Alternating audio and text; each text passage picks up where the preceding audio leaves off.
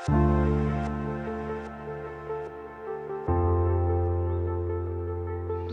akhir saya menginginkan keadilan. Berkaitan dengan rekomendasi yang telah dikeluarkan oleh camat, nanti kita juga akan harus tahu kenapa Pak Camat mengeluarkan rekomendasi, dasar pikirannya apa.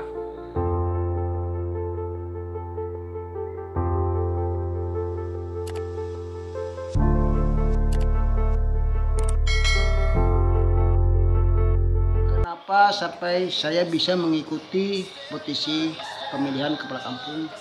Karena saya berdasarkan aturan dan undang-undang, saya dibolehkan, namun saya hanya membuat suatu surat keterangan cuti. Jadi saya dicutikan oleh Bapak petinggi yang lama, yaitu Pak Muhammad Jayadi, itu dengan ini bukti surat cuti saya. Nah, makanya saya mengikuti posisi itu. Calon nomor 2 yang mendapatkan yaitu atas nama Rudianda. Setelah dilantik, nah, terutama saya sebagai juru tulis Kampung Garam Kota ini ya mendapatkan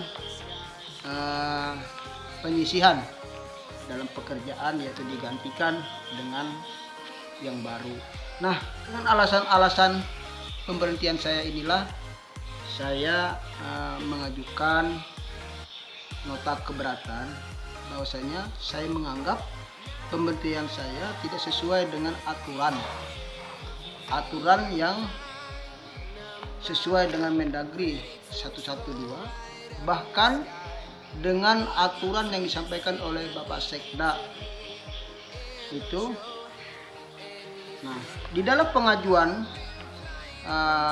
Bapak petinggi terpilih itu bahwasanya saya di sini pengajuannya pada 30 April, poin-poin data dukungan itu adalah menyatakan poin 1 tidak lagi memenuhi persyaratan sebagai perangkat kampung. Yang kedua, saya dianggap melanggar larangan sebagai perangkat kampung. Yang ketiga, sudah habis masa jabatan sebagai perangkat kampung. Keempat, menjadi calon petinggi, berkonsultasi dengan BPMPK Kabupaten Kutai Barat, Rekom Camat. Sedangkan di poin jabatan ini, poin 3 ini sudah tidak benar. Bahwasanya SK saya sebagai juru tulis diangkat. Ini SK saya. Nah, ini SK saya diangkat sebagai juru tulis itu sejak tanggal 29 Juni 2016. Berarti saya belum habis masa jabatan. Nah, inilah yang menjadi polemik bagi saya, bahwasanya saya melaporkan dan menyampaikan nota keberatan kepada pihak pemerintah yang terkait hanya tujuan satu, minta keadilan. Karena mana di dalam laporan-laporan yang diajukan oleh Bapak petinggi terpilih bahwasanya ada mencantumkan beberapa masyarakat yang harus bertanda tangan untuk mendasarkan atau untuk ikut mendukung pernyataan-pernyataan agar Pak Camat bisa membuatkan atau mengeluarkan suatu surat rekomendasi untuk menjatuhkan saya. Nah, inilah. Namun di dalam penelitian saya secara pribadi, saya langsung melaporkan permasalahan ini kepada pihak perwakilan masyarakat kampung, yaitu Badan Pemusatan Kampung BPK. Saya mengajukan keberatan dengan tanda tangan yang ditandatangani sebanyak 45 orang yang bertanda tangan. Ternyata BPK menanggapi laporan saya, mereka turun ke lapangan dan mengadakan uji petik. Ternyata dalam uji petik itu terdapat 8 orang. Dalam uji petik ini dilakukan secara acak per RT sebanyak 1-7 RT. Ditemukan 8 orang yang bertanda tangan itu tidak mengakui tanda tangan. Bahkan mereka melakukan surat pernyataan kembali yang bunyinya di bawah ini adalah, dengan ini kami menyatakan keberatan dan atas tanda tangan saya yang dipalsukan atau mencatut nama saya tanpa seizin saya pribadi dalam surat dukungan tersebut. Nah, inilah dasar-dasar saya. Maka itu saya melaporkan atau membuat suatu surat nota keberatan yang saya ajukan kepada pemerintah yang berwenang, yaitu Bapak Bupati, mungkin CK-nya dari DPMPK. Tujuan akhir saya itulah tadi, menginginkan keadilan dan benar-benar kita mengacu ke dalam peraturan perundangan, baik itu undang-undang dari Menteri Dalam Negeri maupun yang disampaikan oleh Bapak Sekda pada saat ini.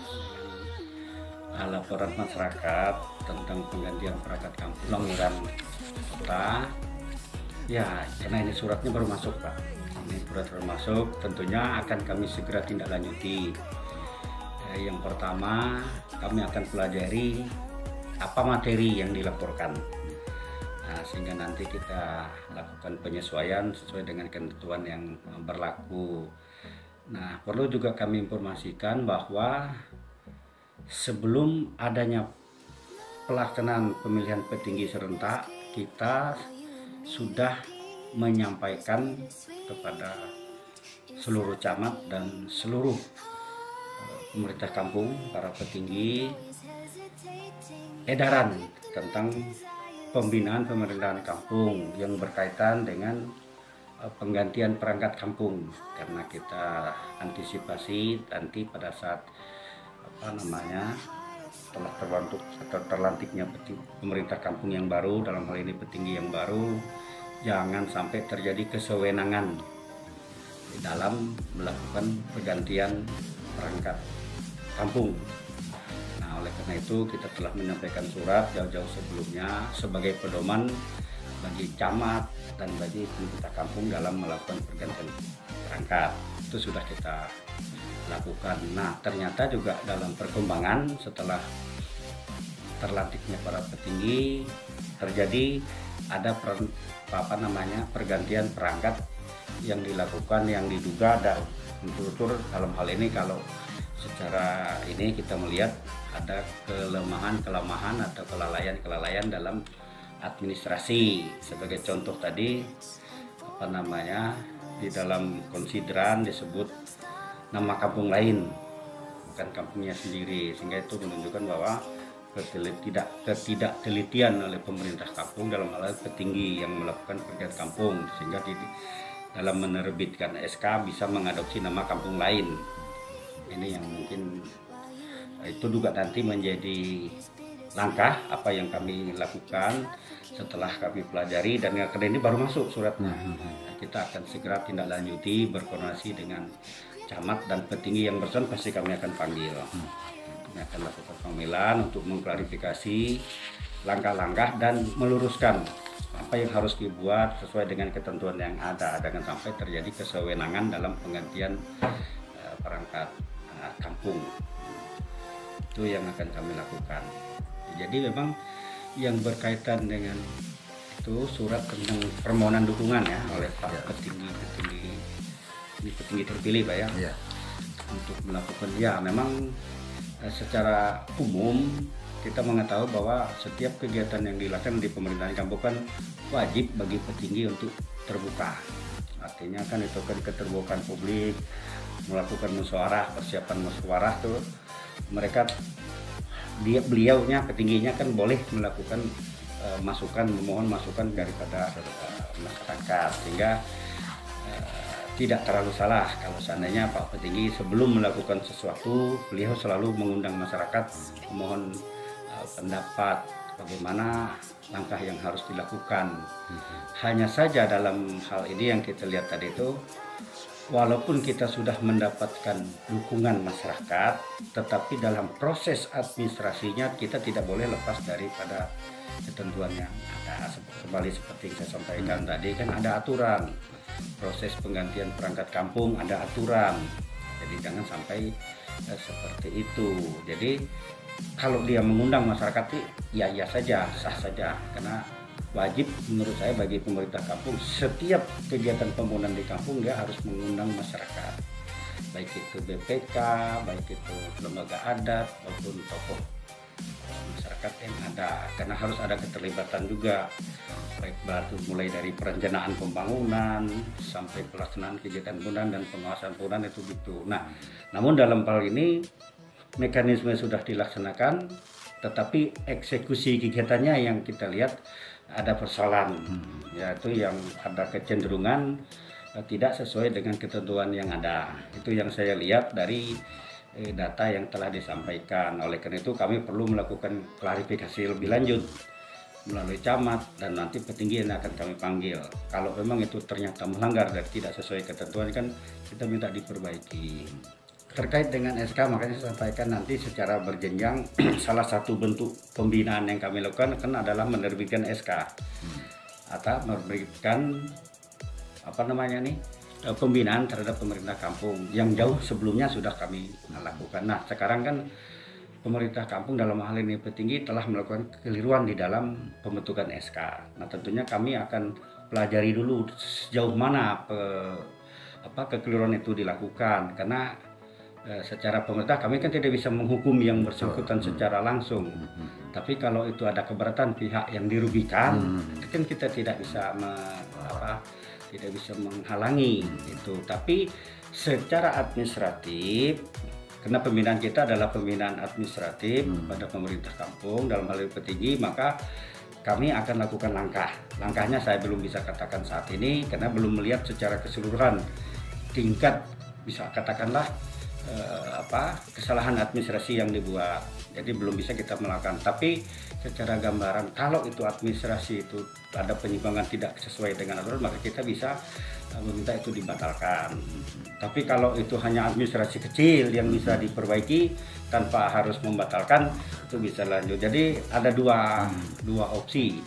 Tetapi secara teguran administratif pasti kita akan buat, karena jangan sampai petinggi membuat langkah-langkah yang keliru, tidak sesuai dengan ketentuan yang ada. Itu yang kita buat nanti, pasti kita lakukan langkah-langkah pembinaan. Setelah ini nanti akan lakukan pembinaan koordinasi dengan pemerintah kecamatan. Nah, tentunya nanti kan karena ini berkaitan dengan rekomendasi yang telah dikeluarkan oleh camat, nanti kita juga akan harus tahu kenapa Pak Camat mengeluarkan rekomendasi, dasar pengirannya apa. Tuh, jadi dalam hal ini kan kami ini masih dalam proses lakukan verifikasi, klarifikasi terhadap kasus yang muncul ini. Jadi belum bisa mengeluarkan langkahnya harus seperti ini. Tapi dari hasil verifikasi kami nanti, maka kami akan menyarankan ke camat harus buat seperti ini. Para petingginya kami harus buat seperti ini supaya kembali ke yang seharusnya dilakukan oleh petinggi.